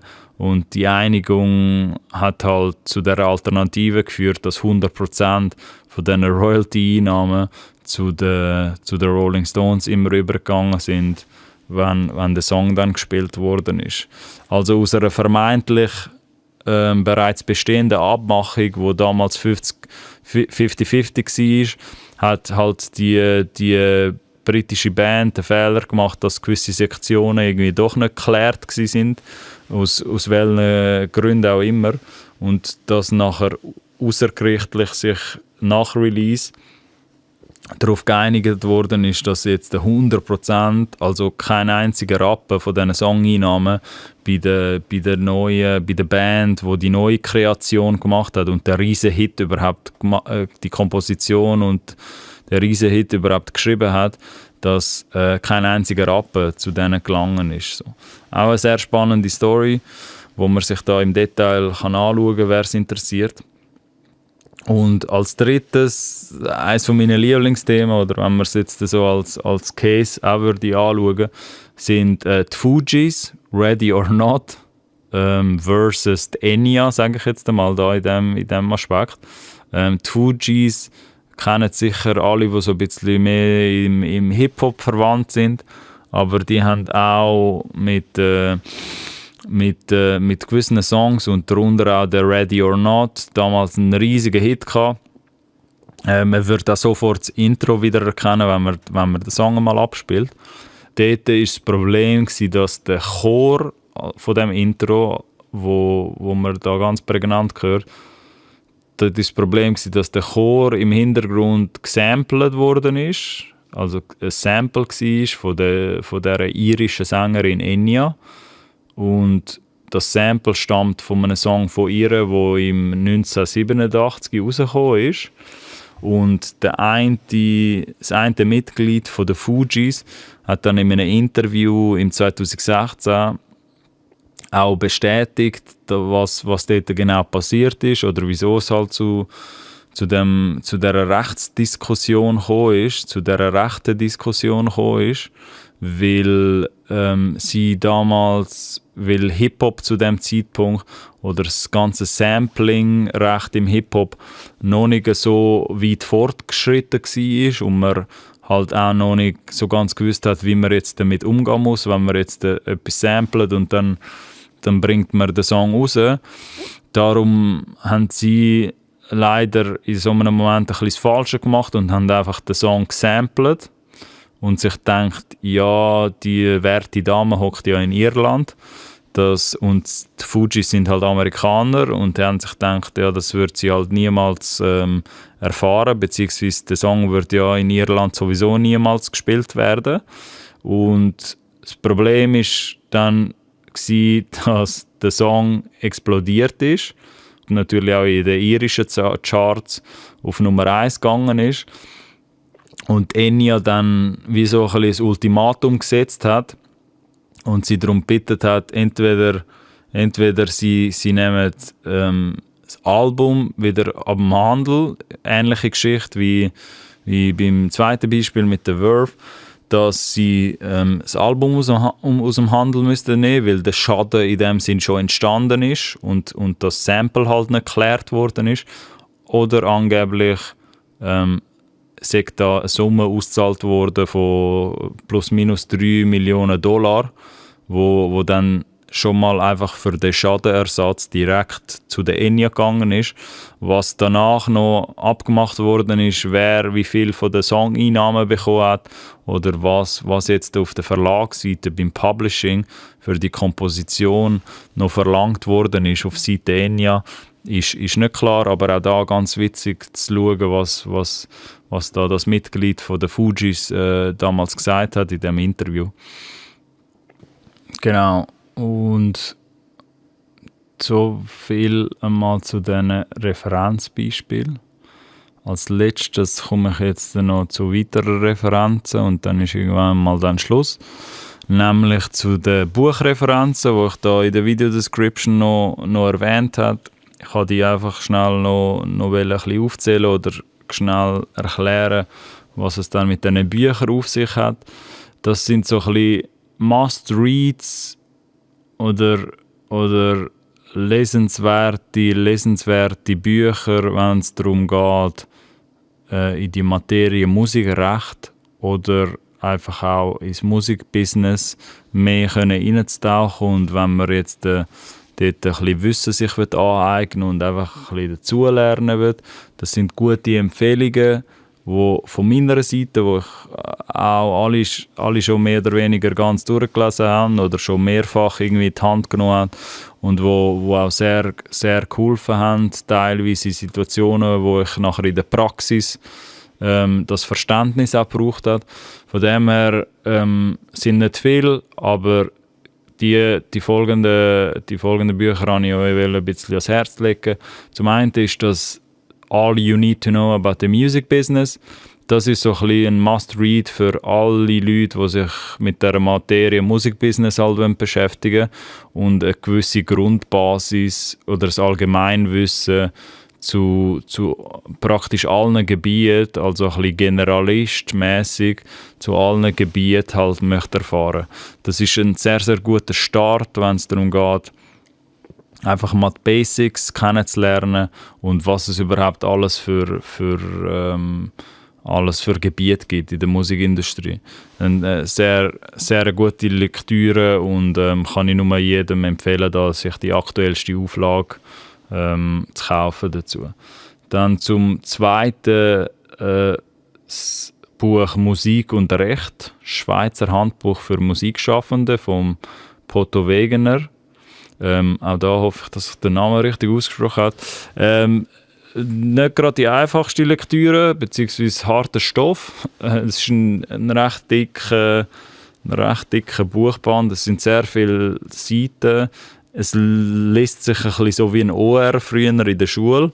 Also es ist nicht hure attraktive Lektüre leider, aber es stehen sehr, sehr wertvolle Inhalte zu allem, was eigentlich mit dem Schweizer Musikrecht zu tun hat. Vom Urheberrecht, was die Suiza irgendwie alles so macht oder für Aufgaben hat, bis hin zu Verlagsrecht oder halt wie so gewisse Vertragsstandards aussehen oder gewisse Entwürfe von Labelverträgen oder was es da alles gibt, ist in diesem Buch eigentlich praktisch alles drin enthalten, was man für das Schweizer Musikrecht eigentlich wissen müsste. Es sind ein bisschen viele Seiten, aber wenn man da auch sich als Künstler oder im Team von einem Künstler ist und sich unabhängig ein bisschen informieren möchte, ist das Buch sicher sehr, sehr lesenswert und kann ich jedem empfehlen. Dazu wird es dann auch einen Link geben in der Description. Dann gibt es noch ein Buch, das ich da empfehle, Musikrecht, also auf Deutsch, die häufigsten Fragen des Musikgeschäfts. Das ist ein deutsches Buch, das sich mehr dem deutschen Recht bedient, wo aber halt mehr oder weniger ähnlich ist wie das Schweizer Recht, bis so auf ein paar Einzelheiten. Und das Gute an diesem Buch ist, dass es im Vergleich zum vorherigen Musik- und Recht Schweizer Handbuch sehr auf eine einfache und relativ simple Art halt erklärt, was es mit dem Musikrecht auf sich hat und halt auch praktisch alle Themen vorkommen, irgendwie was bei einem Remix wichtig ist, was man beachten muss, wenn man jetzt die Covers möchte machen und das alles ein bisschen verständlicher und auch einfacher erklärt wird. Es beruht aber auf deutsches Recht, so, darum sollte das immer so ein bisschen ergänzend angeschaut werden, aber sicher eine gute Lektüre, wo man sich immer wieder mal ein bisschen kann anschauen kann, weil es halt auch nicht so ein grosses Buch ist oder so viel Seiten hat. Und dann gibt es noch als letztes Handbuch der Musikwirtschaft von lauter Namen da, wo ihr dann in der Description auch werdet sehen. Wenn ihr jetzt den Full Hardcore Anwaltsmodus gehen wollt und so ein bisschen die neueste Fassung wollt haben, was das Handbuch zu der Musikwirtschaft, auch eher aus der deutschen Perspektive, aber da werden wir mit diesem Buch sehr, sehr gut bedient sein und 2000 frische Seiten haben mit aktuellsten Referenzen zu Vertragsvorlagen und was in der Praxis so alles üblich ist. Eben gewisse Teile davon oder gewisse Sachen kann man jetzt auch für die Schweiz anwenden. Gewisse Sachen sind jetzt eher für Deutschland dann relevant oder für den deutschen Raum, aber auch das ist sehr, sehr viel Inhalt drin, vielleicht aber auch nicht der einfachste Stoff zum Lesen. So, da würde ich vielleicht mit einem von den anderen Büchern zuerst anfangen, bevor man da voll in die dunkle Materie oder die dunkle Welt hineingeht vom Musikrecht, wo man dann irgendwann einmal nicht mehr zurückkommt. So. Genau. Das sind die 4 Bücher, die ich wärmstens empfehlen würde, wenn ihr ein bisschen möchtet in das Ganze reinkommen und euch dort auch ein bisschen mehr möchtet informieren. Und zum Schluss von dieser Sendung möchte ich noch mal ganz kurz schnell darauf eingehen, wieso jetzt das Thema so wichtig ist. Es war eine sehr umfangreiche Episode gewesen. Ich habe jetzt versucht, auf einfache Art so die ganze Thematik ein bisschen, zumindest die Grundlagen, die Basics vom Musikrecht aufzählen. Aber das ist Materie, wo sehr, sehr viele Leute betrifft. Darum ist mir auch um die Episode gegangen. Darum habe ich die Episode auch ein bisschen länger vorbereitet als sonst. Weil das eine Materie ist, wo sehr viele Künstler betrifft und es auch wichtig ist, wenn man sich darüber informiert, meiner Meinung nach. Das betrifft dich in deiner ganzen Schaffensphase als Künstler, aber auch als Kreativkopf, wo irgendetwas anderes am Hut hat oder vielleicht auch in der Entertainment-Branche irgendwann einmal etwas möchte machen mit Content. Das betrifft halt sehr viele Leute. Und ich verstehe, dass es vielleicht auch auf gewisse Art Berührungsängste gibt, wenn man halt noch nie mit dem Thema zu tun hat und auch nicht wirklich Lust hat, da ein Buch, einen dicken Schinken dazu zu lesen. Das kann ich alles nachvollziehen und das verstehe ich auch alles, aber dennoch ist das wie so ein Grundthema oder ein übergreifendes Thema, wo immer zu der Musikindustrie dazugehören wird und ultimativ halt auch nie weggehen wird. Das ist ein Thema, wo dich halt als Künstler wiederum, wo jeder Künstler in der ganzen Schaffensphase, in der ganzen Prozesskette auch langfristig über Jahrzehnte begleiten wird. Eben so das Urheberrecht verjährt 70 Jahre nach dem Tod, also es ist eine sehr lange Zeit, wo man sich da bewusst muss sein. Und die Zeit soll auch gut investiert sein, beziehungsweise das Urheberrecht, das dort entsteht, für den jeweiligen Künstler oder Künstlerin, sollte auch gut aufgehoben sein und sollte auch bei den richtigen Leuten mit den richtigen Informationen bei den richtigen Leuten landen. Und dort gibt es zu viele Stories als kleine Anekdoten noch zum Schluss von Künstlern, wo man sieht, internationale Künstler, wo dann Artikel auftauchen, wo es dann heisst, ja, ich habe 700 Millionen Streams gehabt und 7000 Franken oder umgerechnet 7000 Franken haben dabei rausgeschaut. So. Und dann schaut man sich das an, den Artikel, und liest das durch und hat so das Gefühl, oh, schrecklich. Die Künstler oder die Künstlerin haben natürlich nichts bekommen. Und wie ist das möglich? Die hat 7 Gillionen Streams gemacht. Wie geht denn das, dass da nur so wenig Geld dabei rausschaut? Und in so Fällen, ohne jetzt andere Labelparteien da in Schutz zu nehmen, überhaupt nicht, es geht mir nicht um das, aber in so Fällen machen sich auch die wenigsten die Überlegung, dass so ein Künstler sich in so einem Fall dann sehr, sehr schnell und einfach darüber beklagen kann, so hey, ich komme da praktisch gar nicht über für meine Song-Einnahmen, für meine Streams, aber auch die wenigsten so ehrlich sind in so einem Kontext und auch den Leuten draussen oder den Medien erklären, ja, aber vielleicht hat der Künstler oder die Künstlerin ist auch ein scheiß Deal eingegangen, ist auch ein Deal eingegangen, der nicht so vorteilhaft für die Person aussieht. Und das ist vielleicht auch passiert, weil man sich mit der Materie Musikrecht oder sich das Management oder die Leute, die einen vertreten, sich mit der Materie Musikrecht auch überhaupt nicht auseinandergesetzt hat. Weil genau wegen dem entstehen nachher so Horror-Stories, dass man irgendwann einmal einen Platin-Hit hat, aber keinen einzigen Rappen verdient hat, weil man halt da nicht mit Publishing und Masterrecht nicht umgehen kann als Künstler und halt nicht so recht versteht, wie das Ganze funktioniert hat. Darum sehen die Folge eher als ein erster Start oder ein erster Schritt für Aufklärung und dass das Thema eigentlich nicht so kompliziert ist, wie man würde vermuten. Es ist nicht gerade ein Thema, wo man sofort auf dem Schirm hat, beziehungsweise wo man sich jetzt jeden Tag, den lieben langen Tag, darum kümmern. Aber vor allem, wenn es dann um die Zukunft geht von einem jeweiligen Künstler und da langfristige Musikkataloge mit reinspielen in die Rechnung.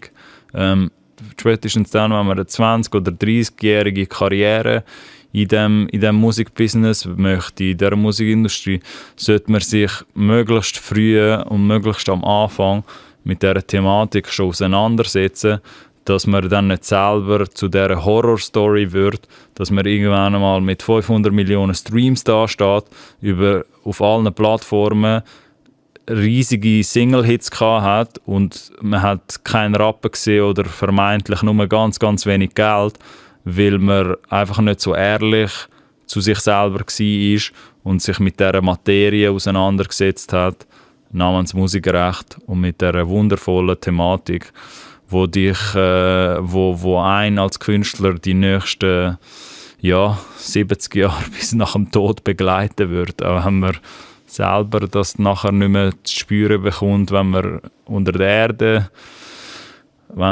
Erde ist, aber die Familie und die Kindeskinder werden dann vielleicht irgendwann dankbar sein, dass Mutter oder Vater in so einem Fall halt clever genug war, um damals das ganze Musikrecht oder die Nutzungsrechte zu diesen Werken nicht ganz wegzugeben, diesen Parteien. Darum lernt dort ein bisschen von diesen Beispielen, die ich in die Description da habe. Und das war es zu einer weiteren Folge vom Collab-Podcast. Merci, dass ihr eingeschaltet habt. Das ist mir, wie gesagt, ein wichtiges Thema. Stellt daher bitte so viele Fragen, wie ihr wollt. kommentiert oder shared das mit Leuten, wo vielleicht gerade, wo ihr wisst, dass sie mit dieser Thematik Musikrecht gerade am Strugglen sind. Vielleicht hilft ihnen auch die Buchreferenzen. Und wenn ihr dort selber Erfahrungen gesammelt habt, ja, dann teilt die mit uns, dass wir alle voneinander lernen können oder dass die Community dort eine Diskussion kann starten kann. Genau. Merci vielmals fürs Zuhören und ich hoffe, bis zum nächsten Mal.